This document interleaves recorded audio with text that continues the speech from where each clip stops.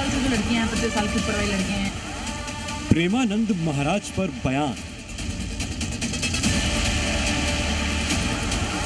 अगर ये मेरे सामने होता ना, मैं इसको समझा देती क्या होता है, और लिव इन में रहना क्या गलत है भैया। और भड़क गया गैंगस्टर।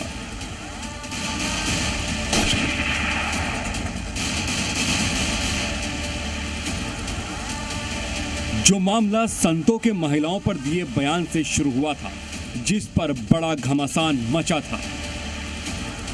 जो स्त्री या पुरुष अपने आप को किसी और स्त्री या पुरुष के आगे परोस रही या परोस रहा हो, क्या उन लोगों के मुंह लगना चाहिए? जो 4 लड़कों से मिल चुकी वो सच्ची वो बनेगी। वो गैंगस्टर और फायरिंग तक पहुंच जाएगा, ऐसा किसी ने नहीं सोचा था। और इस बार गैंगस्टर्स के निशाने पर आया बॉलीवुड एक्ट्रेस दिशा पाटनी का घर।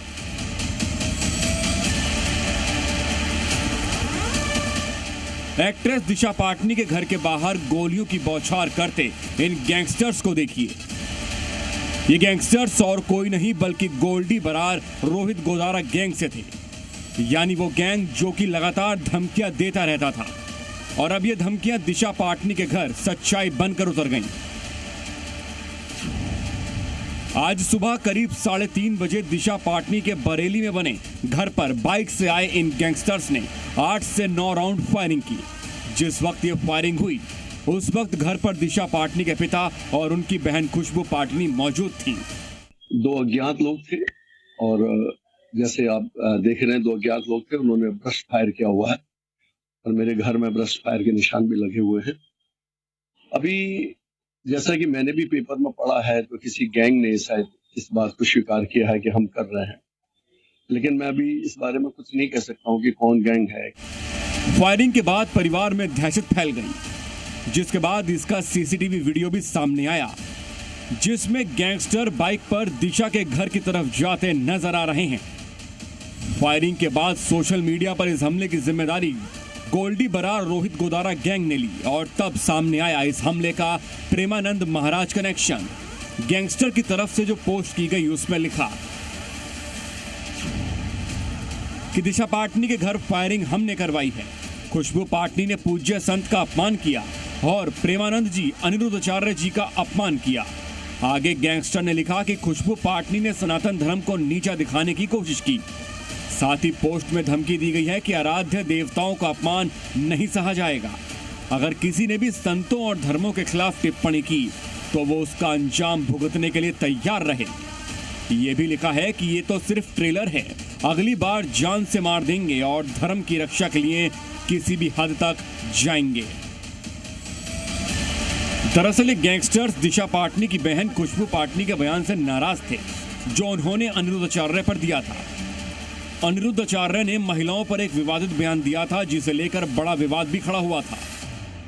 25 साल की जब तक आती है तो पूरी जवान होके आती है। अब 25 साल की लड़की 4 जगह वो चुकी होती है। अब देखो, उसने पति को मरवा दिया, पति को मरवा के और दूसरे के संग घूम रही है। ऐसी स्त्रियां ये तो करोड़ों जन्मों तक नाली का कीड़ा बने। बहुत सारी तो छोड़ देती हैं, जा तू शराब पी, आज जहर खा के मर जा, हमें क्या, वो दूसरा खसम ले आएंगे।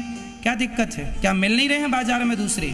जो लड़कियां हैं, 25 साल के ऊपर वाली लड़कियां हैं, सारी। इसके बाद खुशबू पाटनी ने बहुत गुस्से में आकर धमकी भरे अंदाज में एक वीडियो शेयर कर इस बयान के खिलाफ बात बोली थी। स्टेटमेंट के लिए 25 साल से जो लड़कियां हैं, 25 साल के ऊपर वाली लड़कियां हैं, सारी नहीं, कुछ जो लिव इन में रहती हैं, वो आती हैं 4-5 लड़कों का। अगर ये मेरे सामने होता ना, मैं इसको समझा देती क्या होता है। I would have made him understand clear, and these are anti-nationalist lot.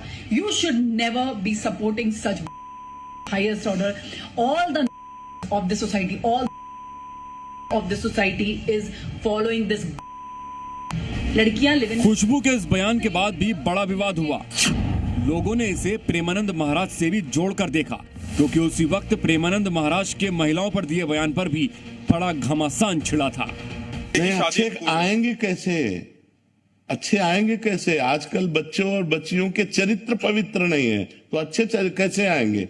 हमारी माताओं बहनों के पहले रहन सहन देखो, अच्छे आएंगे कैसे? आजकल बच्चों और बच्चियों के चरित्र पवित्र नहीं है, तो अच्छे कैसे आएंगे? और आज बच्चे बच्चियां कैसी पोशाकें पहने, कैसे आचरण कर रहे हैं, एक लड़के से ब्रेकअप, दूसरे से व्यवहार।